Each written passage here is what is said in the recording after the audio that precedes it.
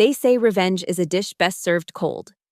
But I prefer mine piping hot with a side of public humiliation and a generous helping of professional ruin.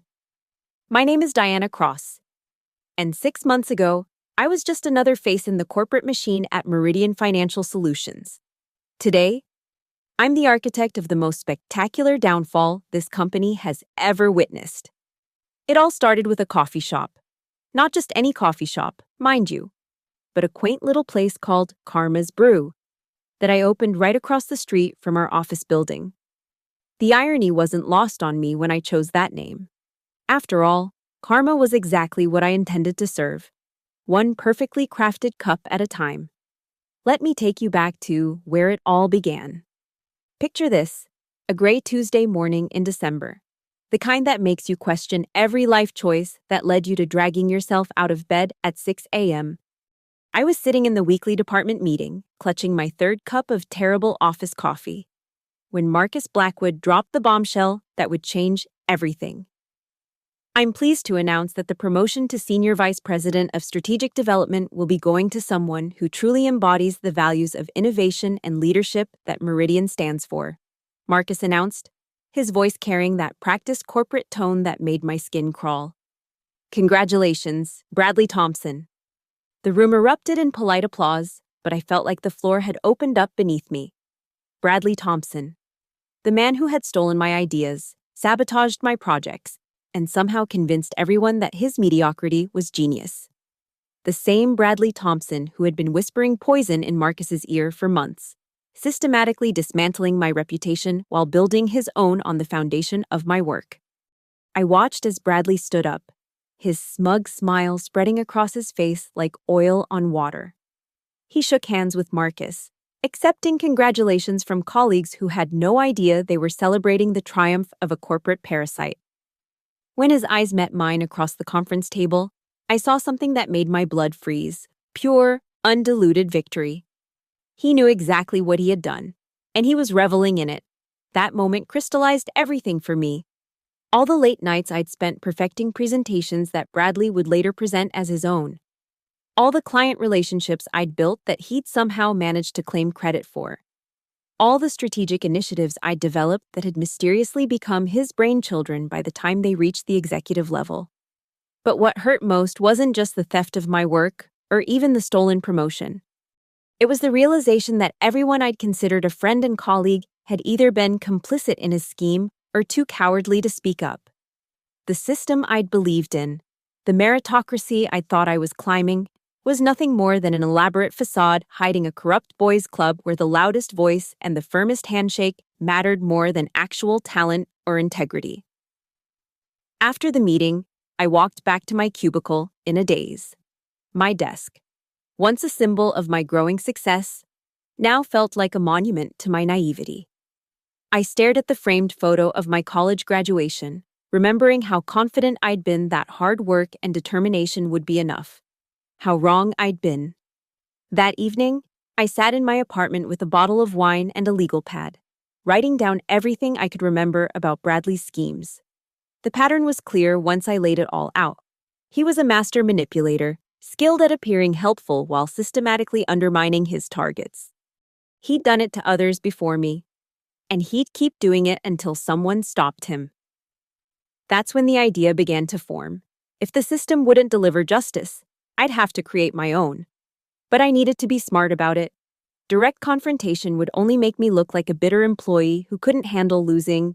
No, this required something more sophisticated, more surgical. The coffee shop idea came to me during a particularly sleepless night. I was pacing my apartment, mind racing with possibilities, when I noticed the for rent sign across the street from Meridian's office building. The space had been empty for months, a former restaurant that had failed to attract the lunch crowd. But its location was perfect, right in the line of sight from our office windows, with enough foot traffic to sustain a business. I spent the next 3 weeks researching everything I could about opening a coffee shop. I learned about permits and suppliers, about equipment and inventory management. I discovered that the previous tenant had left behind most of the kitchen equipment, significantly reducing my startup costs. More importantly, I realized that running a coffee shop would give me the perfect vantage point to observe and gather intelligence on my former colleagues. The hardest part was quitting my job without arousing suspicion. I crafted a story about pursuing my passion for entrepreneurship, about wanting to create something meaningful rather than just climbing the corporate ladder.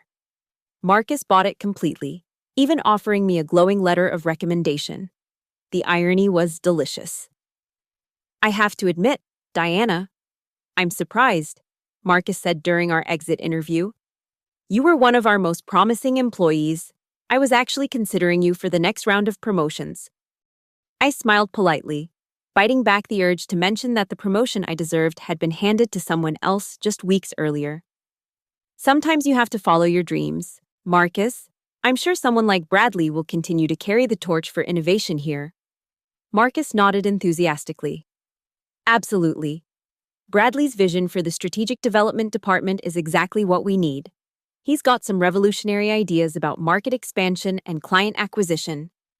Revolutionary ideas. My ideas. Ideas I'd spent months developing and presenting, only to watch them be repackaged and sold as Bradley's vision.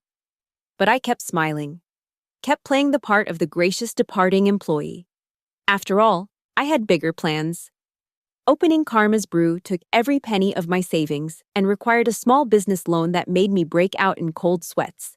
But within 6 weeks, I had transformed the empty space into a warm, inviting coffee shop that looked like it had been there for years. I hired 2 part-time baristas, both college students who were thrilled to work flexible hours for decent pay. The grand opening was scheduled for a Monday morning, perfectly timed to catch the pre-work coffee rush. I arrived at 5 a.m. to do final preparations, my hands shaking slightly as I unlocked the door. This was it, the beginning of my carefully orchestrated revenge. The first customers were construction workers from a nearby site, drawn by the grand opening banner and the promise of quality coffee. They were followed by a steady stream of office workers, including several familiar faces from Meridian. I watched through the window as people began to notice the new addition to the neighborhood, pointing and discussing whether to try the new place. At 8:15, Bradley Thompson walked through my door.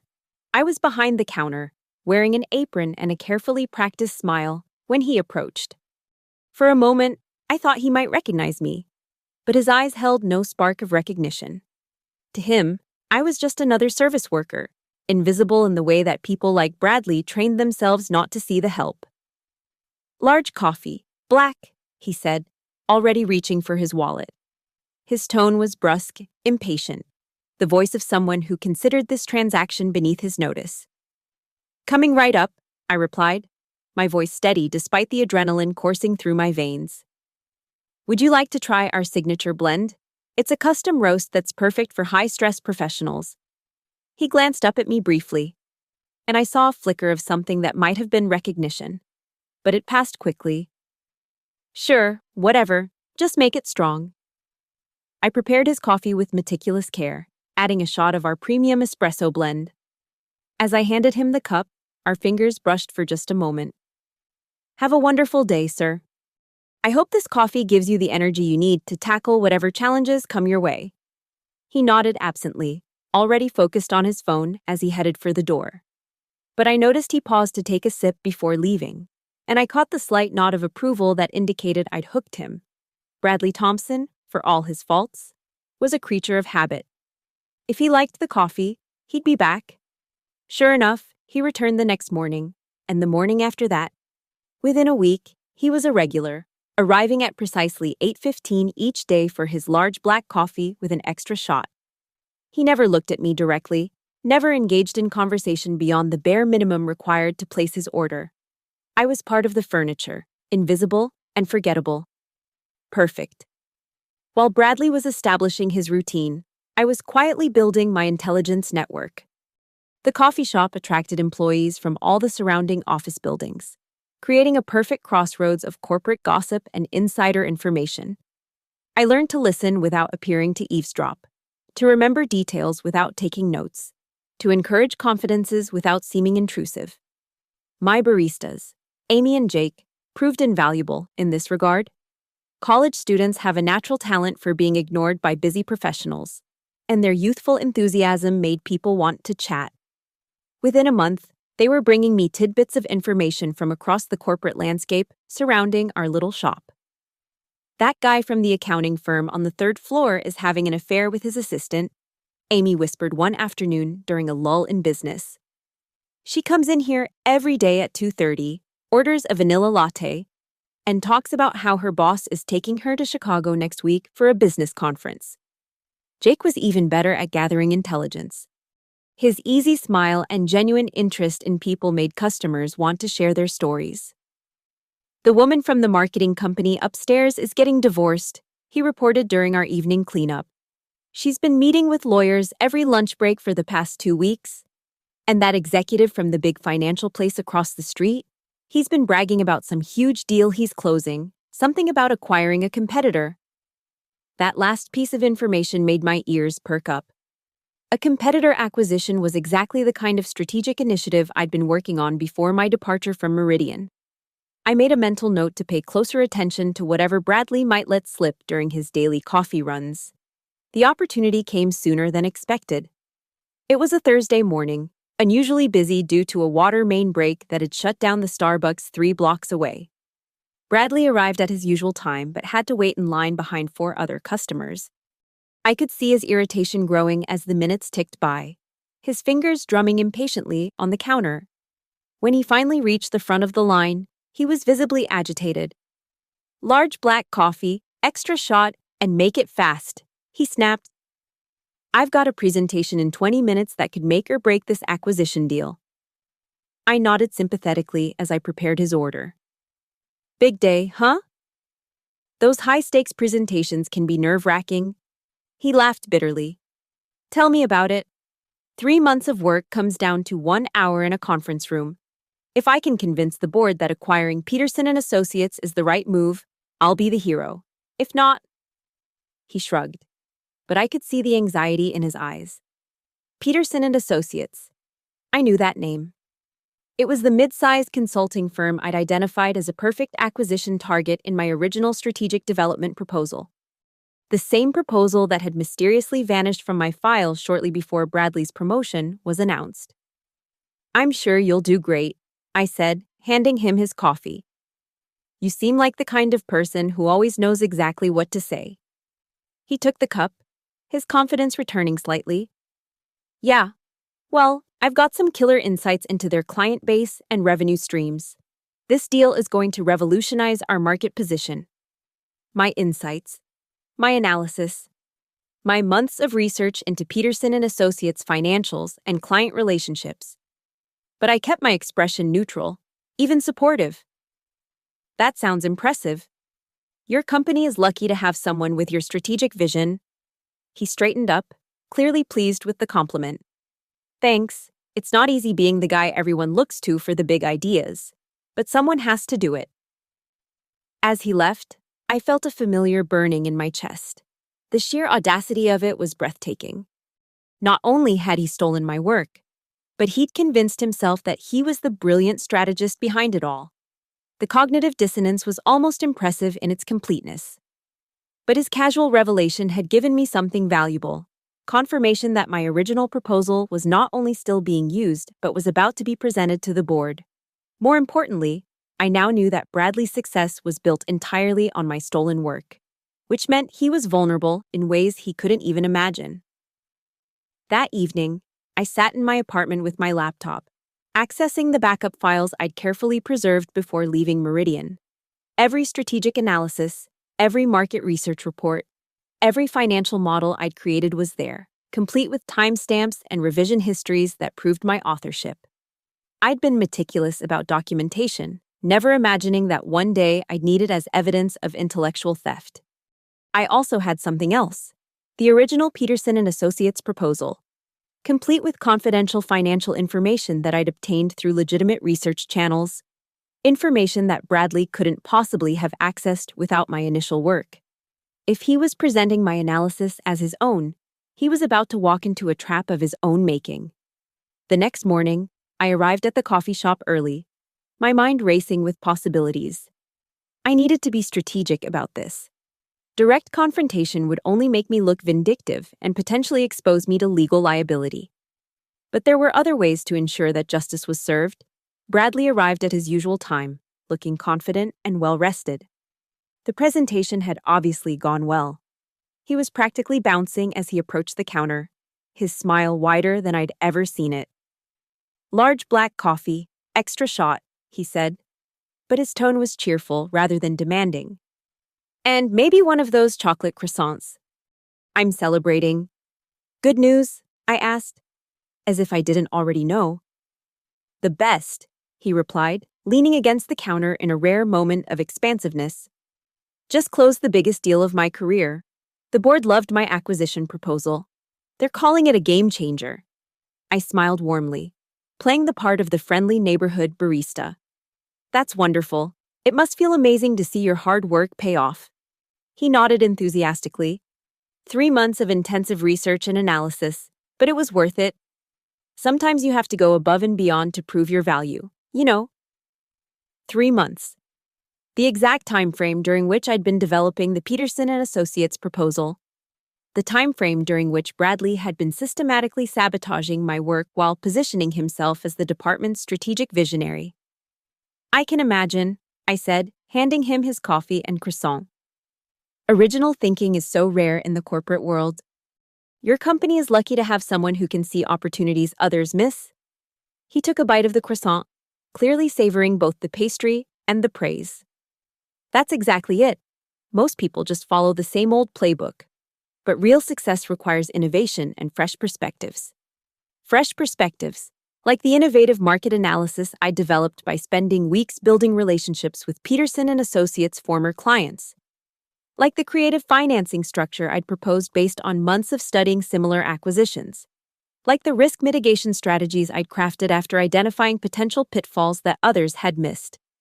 But I kept my expression neutral, even admiring. "Well, congratulations. I hope this opens up even more opportunities for you." "Oh, it will," he said confidently. "Marcus already hinted that there might be a VP promotion in my future if this deal goes through. Sky's the limit from here." After he left, I stood behind the counter, watching him walk across the street to the Meridian building. He moved with the swagger of someone who believed he was untouchable, who thought he'd successfully rewritten history to cast himself as the hero of his own story. He had no idea that his victim was watching from across the street, carefully documenting every stolen victory, every unearned accolade. He had no idea that his success was built on foundations of sand, and that the architect of his downfall was serving him coffee every morning with a smile. The first phase of my revenge was simple: documentation. I began keeping detailed records of everything Bradley revealed during his daily coffee runs. His casual boasts about his strategic insights, his complaints about colleagues who didn't appreciate his genius, his speculation about upcoming projects and initiatives. What emerged was a clear pattern of intellectual theft spanning months, possibly years. Bradley had built his entire career on appropriating the work of others, particularly women and junior employees who lacked the political capital to fight back. I wasn't his first victim, just his most recent. But I was also the most dangerous, because I had something his previous victims lacked: proof, patience, and a plan. The second phase required more delicate maneuvering. I needed to gather intelligence about Bradley's current projects, his upcoming presentations, his strategic priorities. This meant expanding my network beyond casual coffee shop conversations to include more targeted information gathering. I started by reconnecting with former colleagues who'd remained at Meridian. Casual lunch invitations, congratulatory messages about their recent achievements, friendly check-ins about how things were going. Nothing that would arouse suspicion, just the normal social maintenance that former coworkers engage in. What I discovered was illuminating. Bradley's stellar reputation was already showing cracks. Several people mentioned that his recent work seemed inconsistent with his earlier output. Others noted that he'd become increasingly paranoid about sharing information, worried that his ideas might be stolen. The irony was exquisite. "Bradley's been acting strange lately," confided Michelle Porter, a former colleague who'd always been friendly. We were having lunch at a restaurant far from the office, ostensibly catching up on each other's lives. He's become really secretive about his projects, like he's afraid someone's going to steal his thunder. That's odd, I said, taking a sip of my wine. He always seemed so confident about his work. Michelle nodded. That's what makes it weird. He used to be the first person to share his ideas, get feedback, collaborate. Now he keeps everything locked down until the last minute. Marcus is starting to notice. This was valuable intelligence. Bradley's paranoia suggested he was aware, at least subconsciously, that his success was illegitimate. He was operating in a constant state of fear that his fraud would be exposed, which was making him behave erratically. Maybe he's just feeling pressure to perform, I suggested. Success can be stressful, especially when everyone's watching to see if you can sustain it. Maybe, Michelle agreed. But there's something else. Remember that Peterson and Associates deal he closed? Word is that some of the financial projections in his presentation were optimistic. The due diligence team found some discrepancies that could cause problems down the line. My heart rate quickened. This was the opening I'd been waiting for. The Peterson and Associates acquisition was proceeding based on my analysis, but Bradley clearly didn't understand the nuances of the data well enough to answer detailed questions. He was flying blind, using stolen work he couldn't fully comprehend. That could be a problem, I said carefully. Acquisitions are complicated. You need to really understand every aspect of the target company's business. Exactly, Michelle replied. And between you and me, I'm not sure Bradley has that level of expertise. He's more of a big picture guy, you know. The detail work isn't really his strength. Detail work, the foundation of any successful acquisition analysis, the painstaking research and modeling that I'd spent months perfecting. Bradley might have stolen my conclusions, but he hadn't stolen my understanding of how I'd reached them. After lunch, I walked back to the coffee shop with a new sense of purpose. The third phase of my plan was becoming clear. I didn't need to actively sabotage Bradley. I just needed to create circumstances where his lack of genuine expertise would be exposed. Over the following weeks, I began subtly steering conversations with Bradley during his morning coffee runs. I'd ask innocent questions about his work, express admiration for his strategic thinking, and encourage him to share his insights. The goal was to get him talking about projects he'd stolen from others, particularly technical details he might not fully understand. I've been reading about the consulting industry, I mentioned one morning as I prepared his usual order. Fascinating how companies like Peterson and Associates maintain their competitive advantages. The client retention strategies must be incredibly sophisticated. Bradley's eyes lit up. This was exactly the kind of topic that allowed him to demonstrate his expertise. Oh, absolutely. The key is understanding the service delivery model and how it creates switching costs for clients. Most people don't realize that the real value isn't in the consulting services themselves, but in the institutional knowledge and relationship networks. He was parroting my analysis almost word for word, but I could tell he was struggling to move beyond the surface-level talking points. When I asked a follow-up question about specific client retention metrics, he deflected with generalities about market dynamics and competitive positioning. It sounds like you really understand the intricacies of the business, I said, handing him his coffee. I bet your presentations are incredibly detailed. They have to be, he replied, puffing up with pride. The board expects comprehensive analysis, not just high-level strategy. You need to drill down into the numbers, show them exactly how the acquisition will drive value. The numbers. My numbers. Financial models that I'd built from scratch, incorporating dozens of variables and assumptions that required deep understanding of both companies' operations. Bradley might have memorized my conclusions, but I doubted he understood the methodology well enough to defend them under scrutiny. That afternoon, I made a decision that would accelerate my timeline considerably. I picked up my phone and called the investigative unit at the Securities and Exchange Commission. I'd like to report potential securities fraud related to a corporate acquisition, I said when the call was answered. I have reason to believe that false or misleading information may have been used in connection with a material business transaction. The intake officer was professional, but skeptical. Can you provide more specific details about the nature of the alleged fraud? I have documentation suggesting that financial projections and strategic analysis used to justify a major acquisition may have been based on stolen intellectual property and misrepresented data. I explained. The person presenting this information to the board may not have the expertise to validate its accuracy. There was a pause. Are you an employee of the company in question? Former employee, I said. I left before the acquisition was announced, but I have concerns about the integrity of the information being used to justify the transaction. The officer took down my contact information and basic details about Meridian Financial Solutions and the Peterson & Associates acquisition. I was careful to present myself as a concerned former employee, rather than someone with a personal vendetta, emphasizing my worries about shareholders being misled by inaccurate projections.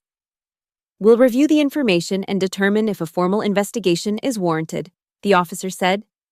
In the meantime, please preserve any documentation that might be relevant to these allegations.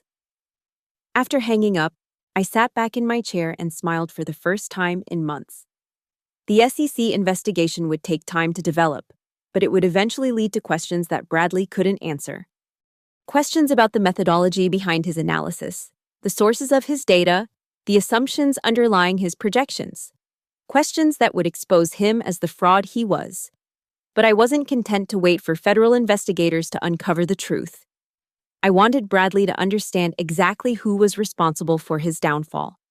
And I wanted him to experience the same sense of betrayal and helplessness that I'd felt when my work was stolen. The fourth phase of my plan was the most dangerous, but also the most satisfying. I was going to confront Bradley directly, but not in the way he'd expect.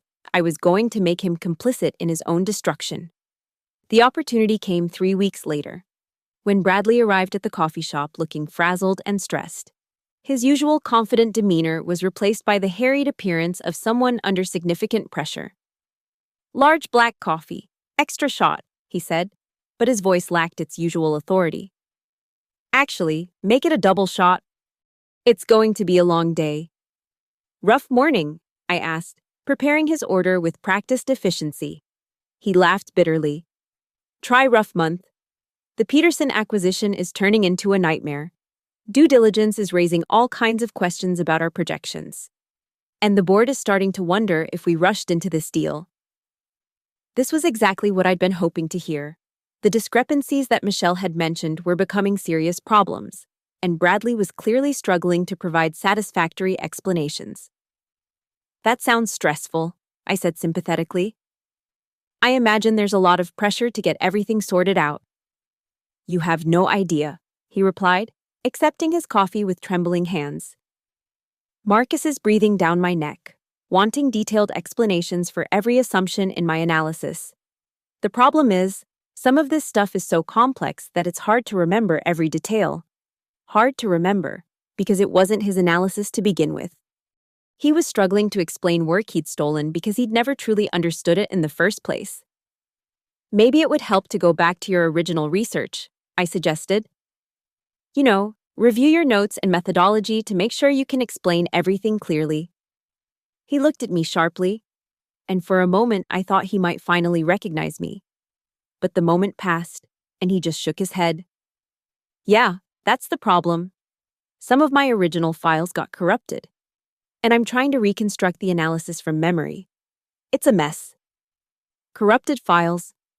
Another lie to cover up his theft. But this lie was about to become his undoing. "That's terrible," I said, maintaining my sympathetic expression. "Is there any way to recover the data? Maybe IT could help."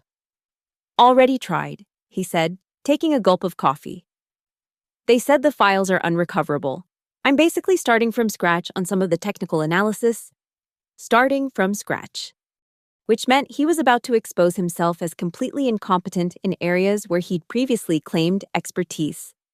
The board would start asking questions he couldn't answer, and his reputation would crumble. "Well, I'm sure you'll figure it out," I said encouragingly. "You seem like the kind of person who always finds a way to succeed." He managed a weak smile. "Thanks. I hope you're right." As he left, I felt a surge of satisfaction.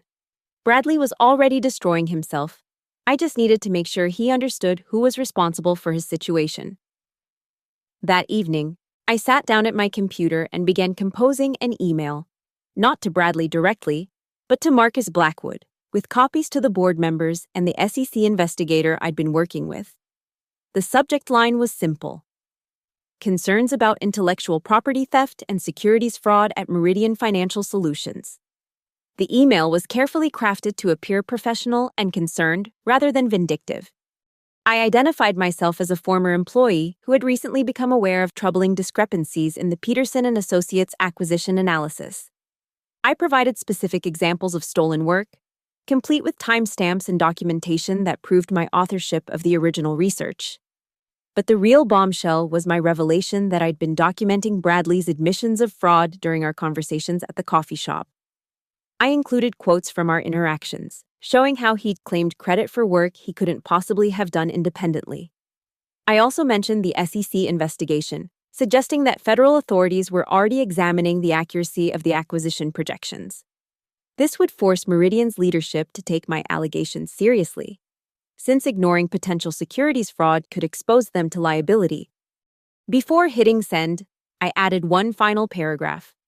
I want to be clear that my motivation for coming forward is not personal animosity, but genuine concern for the integrity of Meridian's business practices and the accuracy of information provided to shareholders.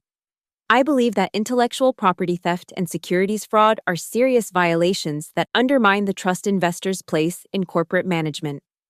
I scheduled the email to be sent at 9 a.m. the following morning, timing it to arrive just as Bradley would be starting his day.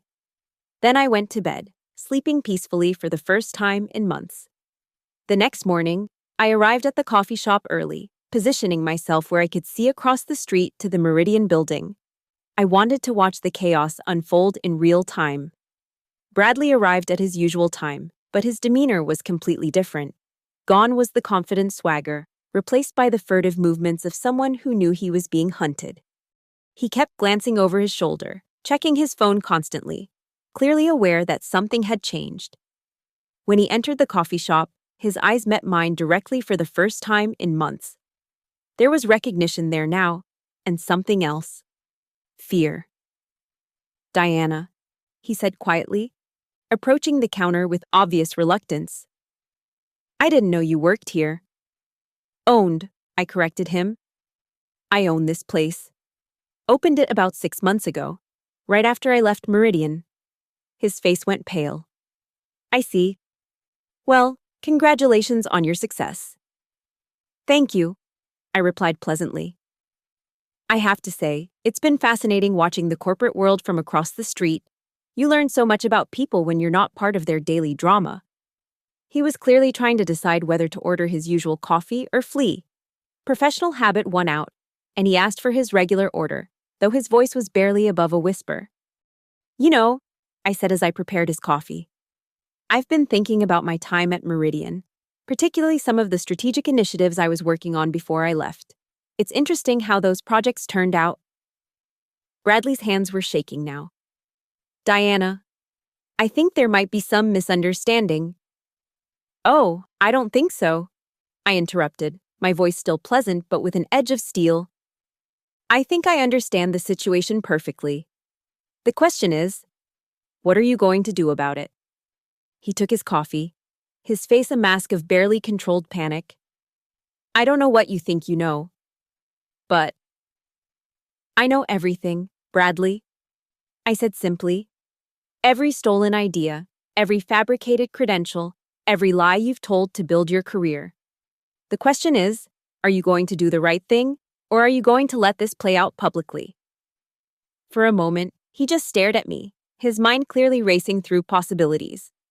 Then, without another word, he turned and walked out of the coffee shop, leaving his coffee on the counter. I watched him cross the street, his phone pressed to his ear, clearly making frantic calls. Within an hour, I could see unusual activity in the Meridian building. Security guards were moving through the floors, and several people in suits who I didn't recognize were entering the building. The SEC investigation was moving faster than I'd expected. By noon, News trucks were setting up outside the building. By evening, the story was breaking on the financial networks. Meridian Financial Solutions under investigation for securities fraud and intellectual property theft. The next morning, Bradley didn't come for his coffee. Or the morning after that. In fact, I never saw him again. According to the news reports, he'd resigned from Meridian effective immediately, citing personal reasons. Marcus Blackwood had been placed on administrative leave pending the investigation. The Peterson & Associates acquisition had been suspended indefinitely. 3 months later, the SEC released its findings. Bradley Thompson had been charged with securities fraud and intellectual property theft. Several other executives at Meridian were facing charges related to their failure to properly oversee the acquisition process. The company's stock price had plummeted, and shareholders were filing lawsuits left and right. But the most satisfying moment came when I received a personal visit from the SEC investigator I'd been working with. She came to the coffee shop on a quiet Tuesday afternoon, ordering a simple black coffee and sitting at a corner table. "I wanted to thank you personally," she said when I brought her order over. "Your documentation and testimony were instrumental in building this case.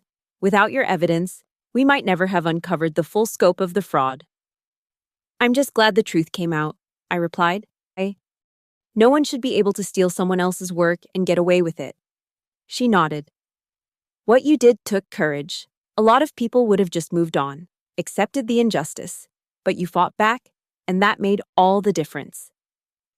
After she left, I stood behind the counter of my coffee shop, looking out at the street where it all began.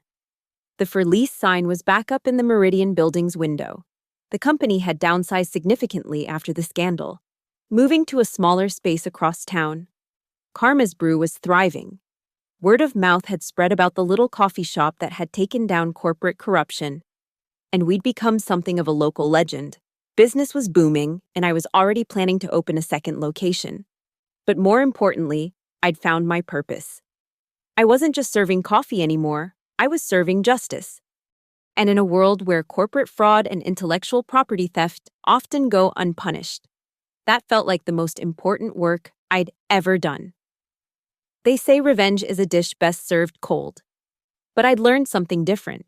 Sometimes revenge is best served hot, with a side of truth and a generous helping of consequences. And sometimes, the best revenge is simply ensuring that justice is served, one perfectly crafted cup at a time. As I closed the shop that evening, I smiled at the little sign I'd hung by the door. Karma's Brew, where every cup tells a story. It was true, in more ways than one, and I was looking forward to hearing what stories tomorrow would bring.